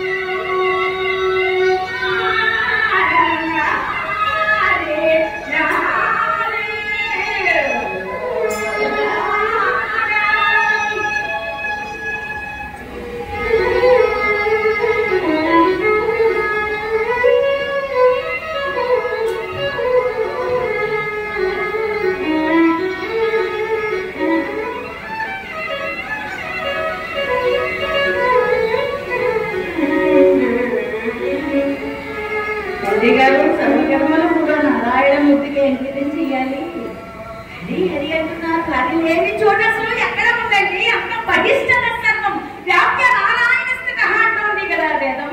అంతగా నిజం ఉన్నటువంటి ఆ పరమాత్మ ఉన్నాడు లేడు అనేటువంటి సందేహం మీకు అసలు ఇలా రావడమే చాలా తప్పు అని పుట్టొచ్చి పిల్లనెక్కిరించినట్లుగా సభలో హిరణ్యకశిపుని ప్రహ్లాదుడు ఎప్పుడైతే ఇలా అంటూ ఉన్నాడో పిల్లవాడిని ఇలా విడిచిపెడితే లాభం లేదు, పిల్లవాడికి తగినటువంటి బాధలు కలిగించాలి అని చెప్పి అన్నంలో విషయం కలిపి పెట్టించారు. అవైతే ఉపవాసాలు వచ్చి బ్రహ్మాండంగా మారే ప్రసాదం దొరికిందని అమ్మంగా నోట్లో వేసుకుంటారు. ప్రహ్లాదుడు అట్లా కాదే, ఏది తిన్నా ఆ నారాయణ మూర్తి యొక్క స్మరణ చేసి తింటూ ఉండేవాడు. అన్నంలో విషం కలిపిన నారాయణ యొక్క స్నాన చేసి తీసుకున్నాడు కాబట్టి పిల్లవాడికి ఏం కాలేదు, చక్కగా ఉన్నాడు. ఈ విషయం తెలిసింది, ఓహో ఇంకా బ్రతికే ఉన్నాడు, అన్నంలో విషం కలిపిన వీడిలో ఏమాయి ఉన్నాయో అర్థం కావడం లేదు అని ఎత్తైనటువంటి కొండల పైకి కిందలు పోయించారు. పెద్ద పడుతున్నాడు కానీ ఏ గాయం రాయలేదు పిల్లవాడి. ఎందుకంటే మనమైతే అప్పో నాయన మనకి దెబ్బ తగిలింది అని ఏడుస్తాం, వాడు అలా కాదుగా పిల్లవాడు తను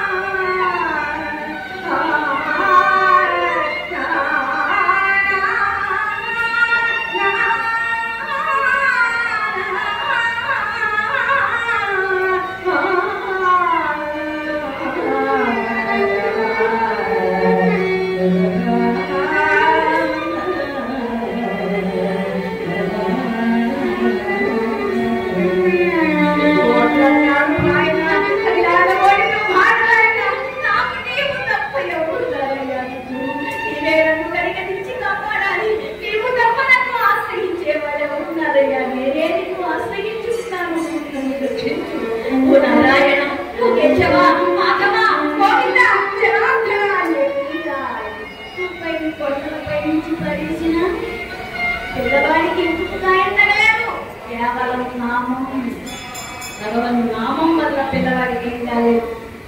ఎలా తీసుకువెళ్ళారు, ఇన్ని బాధలు పెట్టినా పిల్లవాడు మరణించలేదా అంటే మదించినటువంటి బలమైనటువంటి ఏడుచారు.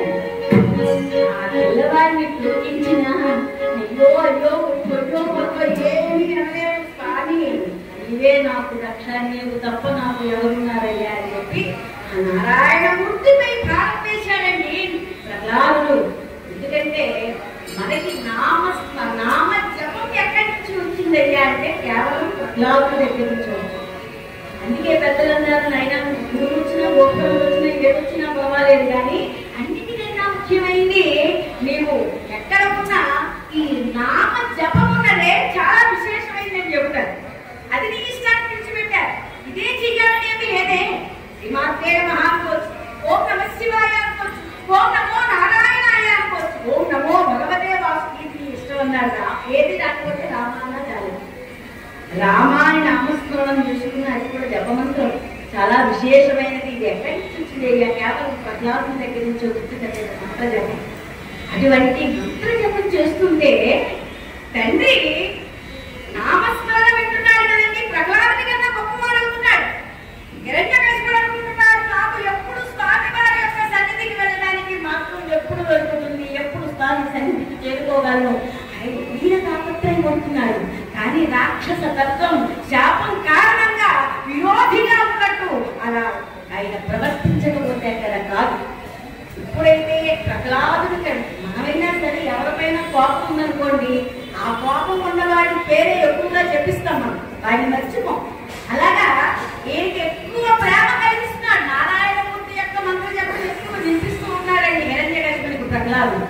అందుకే అన్నారు, కేవలం ప్రహ్లాదుని వల్లే ఆ హిరణ్యకశిపుడు చేస్తాడని ముందుగానే మాట ఇచ్చారు. అందుచేత ఈ బలమైనటువంటి వధించినటువంటి ఏడుగుల చేత కూడా తొక్కించారండి. అయినా లాభం లేకపోయింది.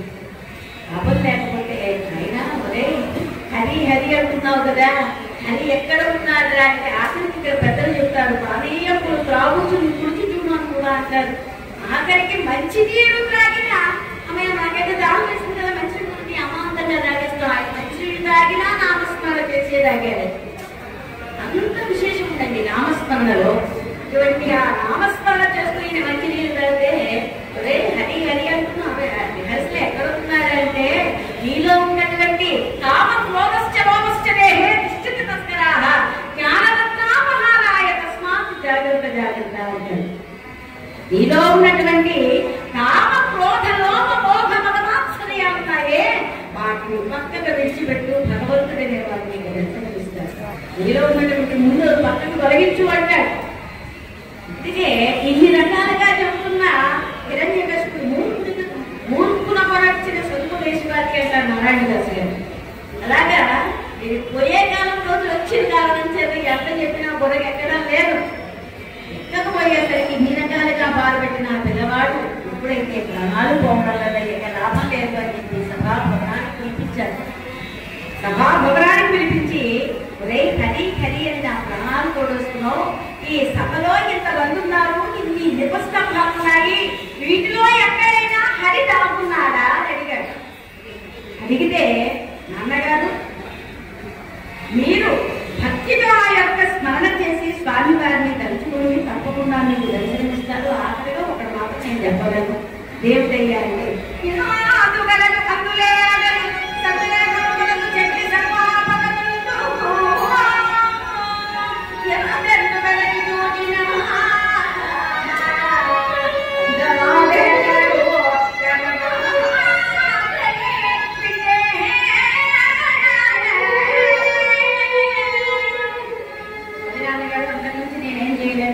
ప్రహ్లాదుడికి ఉన్నటువంటి ఈ పిల్లలు వచ్చారు. ఈ పిల్లలు వచ్చి అంటారు, చెప్పుననే హరి హరి హరి చెప్పండి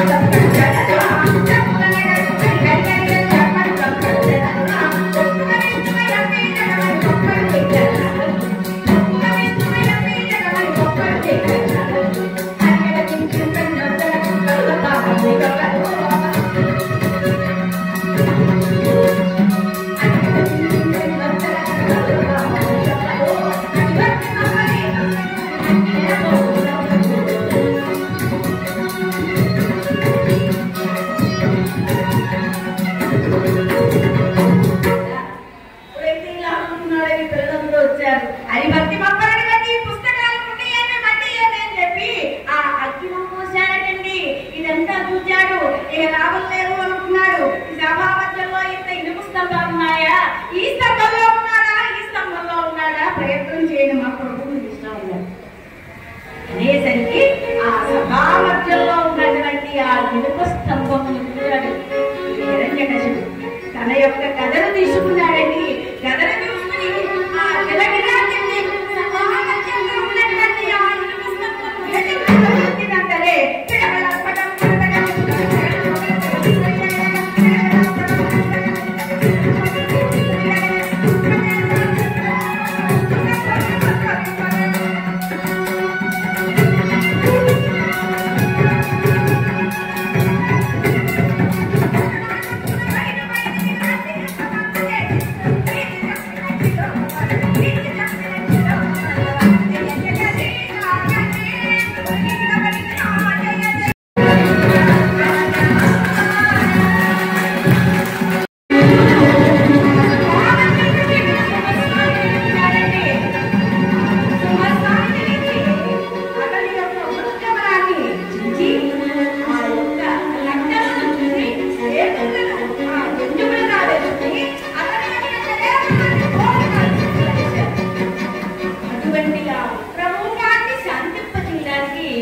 ఎవరు కూడా దగ్గరికి చేరలేకపోయారని లక్ష్మీదేవి అర్థాన్ని కదా అని చెప్పి అమ్మ మాట ఉన్నాడు వెళ్ళి స్వామిని శాంతింపలేది అంత ఉత్తరూపాన్ని నేనెప్పుడు చూడలేదు.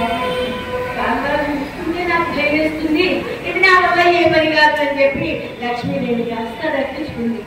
ఇప్పుడు ఈ నరదారులందరూ అన్నారు, అయ్యా ఓ ప్రహ్లాద కేవలం ఈ వల్లే స్వామి వారు ఈ యొక్క నాన్నగారి యొక్క హిరణ్యకశిపుని యొక్క కారణం అయ్యారు కనుక నీవు స్వామి వారిని దగ్గరకు వెళ్ళి శాంతింపజేవయ్యా వెళ్ళు అని ప్రహ్లాదుడు ఆ యొక్క స్వామివారి యొక్క సన్నిధికి వచ్చారు. స్వామి నన్ను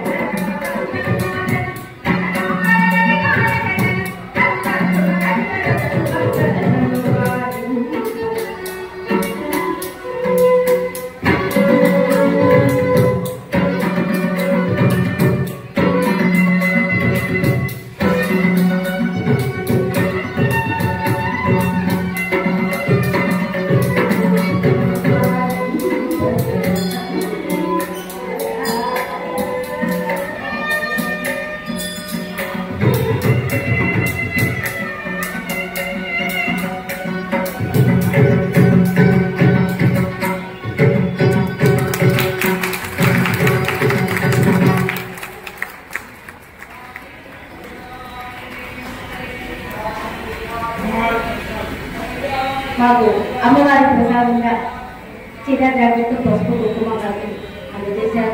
చాలా అదృష్టం. ఎన్నిసార్లు చెప్పాను కానీ ఈసారి అమ్మవారు స్వయంగా చాలా వారి ద్వారా పంపించడానికి చాలా ఆనందంగా ఉంది. అలాగే మా విద్వాంసుల వారికి సులభక 100 రూపాయలు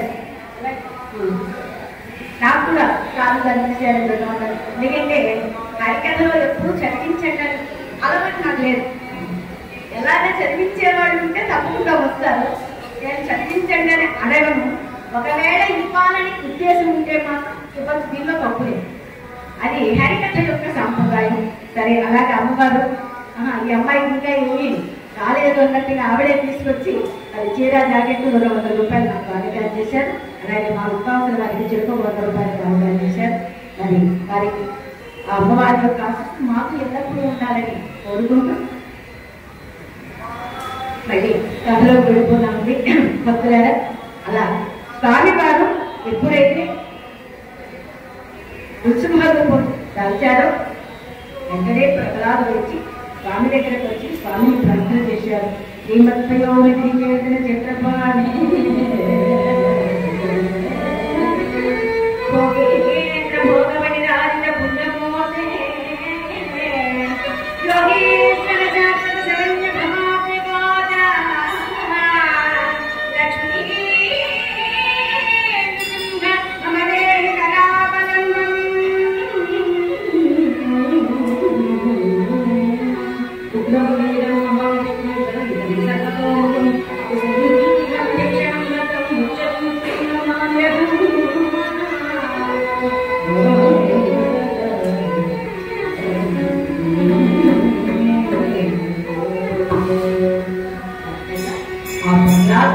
స్వామివారిని శాంతింపజేశారు. ఇది ఈ రోజు జరిగేటువంటి కార్యక్రమంలో భాగంగా ప్రజలాగేటువంటి హరికథాగానం చేసేటువంటి భాగ్యం కలిగినటువంటి విశేషుడు నేటి లక్ష్మీనారాయణ భాగవతుల యొక్క జయంతి ఉత్సవాలు అన్నమయ్య పరివారము అలాగే మా శంకర నారాయణ గారి యొక్క ఆధ్వర్యం ఈ యొక్క ఆధ్వర్యంలో ఈ యొక్క హరికథాగానాలు జరుగుతూ ఉంటాయి. మరి అవకాశం ధన్యవాదాలు.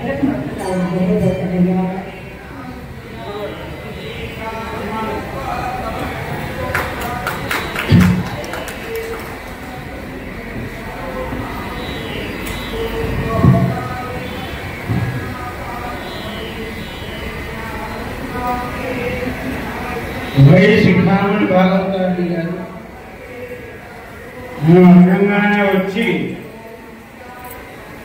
ఇక్కడ నారాయణదాస నిరతి లక్ష్మీనారాయణ భాగవతుల సంస్మరణ పురస్సర ఉత్సవాలలో హరికథాగానం చేసినందుకు సతదా సహస్రదా వందనము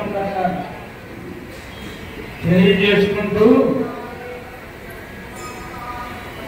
ఆ ఉగ్ర నరసింహుడు ప్రహ్లాదుని కూడా దగ్గరికి పిలుస్తాడు. రేట్రా నీ పాపాలు కూడా పోగొడతా అనేటప్పటికి దేవతలందరూ ఆశ్చర్యంగా చూస్తున్నారు.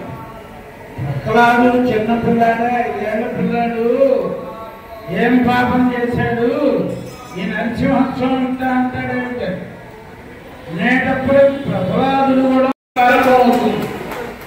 తిరుపతి వాస్తవ్యురాలు జి మునిలక్ష్మి భాగవతారిణి గారి చేత భక్త మార్కండే హరికథ ఆ కళాగానానికి అందరూ విచ్చేసి కార్యక్రమాన్ని జయప్రదం చేయవలసిందిగా ప్రార్థిస్తున్నాం.